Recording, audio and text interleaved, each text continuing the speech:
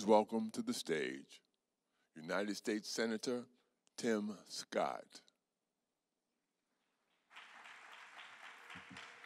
Thank you. What a powerful night. A night for us to remember, to reflect,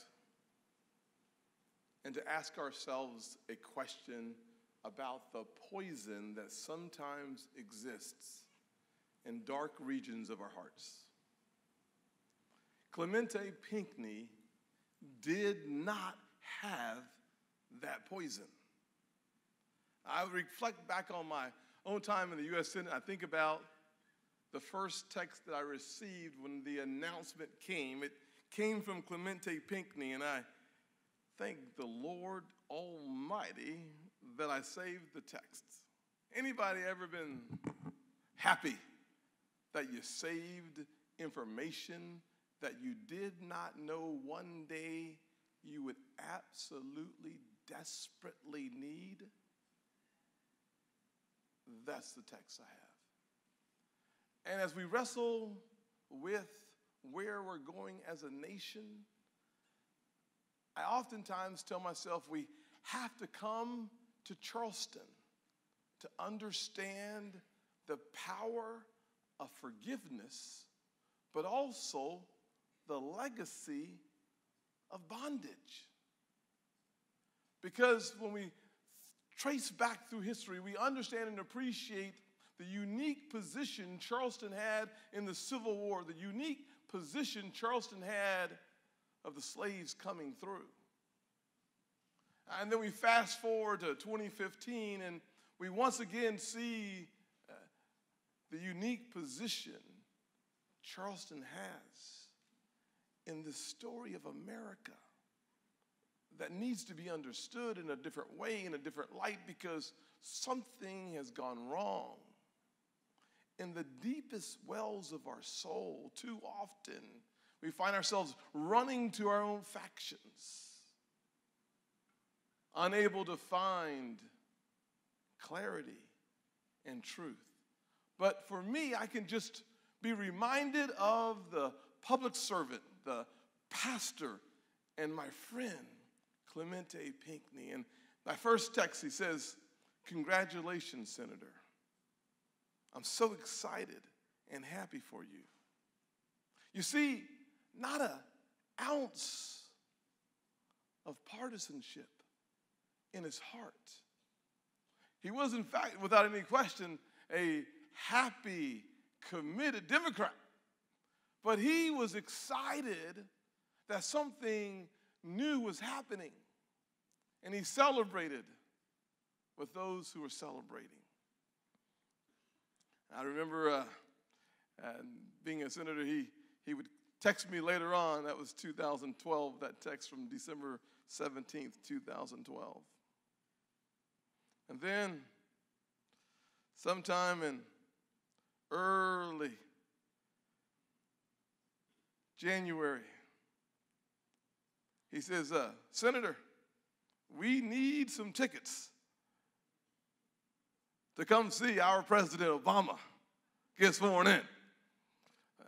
He wanted to remind me that while he was without any malice towards any, he was without any question a loyal, loving, bold Democrat. And he wanted to make sure he did not miss this opportunity to come and watch President Obama being sworn in for the second time. And then on June 17th at 10:31, my text to him, I heard there was a shooting at the church tonight. Are you and your parishioners okay?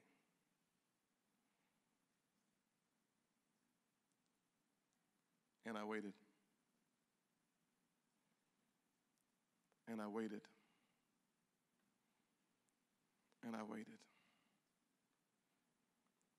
No answer.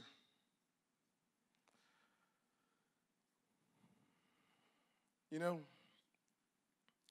I thought about all the policies that could make a difference to honor Clemente. I thought about how his spirit of working with anyone from anywhere at any time to set the captive free, so to speak. I wanted to make sure that a part of what I do going forward, part of what I did going forward, would speak to that notion of having no animus towards anyone and being willing to work with anyone at any time. And so I thought about the issues of our day, and I jumped into things like criminal justice reform with Lindsey Graham and Dick Durbin and John Cornyn, all working together on issues to help the captive. I thought about the legislation around investing in opportunities to slow down gentrification. I got a partner in Cory Booker to work to alleviate the pressure and the pain. Because when we think about issues that can help people, I think about Clemente Pinckney. We've heard a lot tonight, a lot to absorb. If I were to sum up a call to action, it would simply be to embody fully, to saturate ourselves completely into this notion of forgiveness. For the families of Sharonda, Clemente, Cynthia, Daniel, Myra, Susie, Ethel, Tawanza, D-Pain, all did just that. America needs the cure and the spirit of Emmanuel, the spirit of the families presents to this nation and to the world a cure. And the only question we should answer is, will I be a carrier of the cure, or am I a carrier of the disease?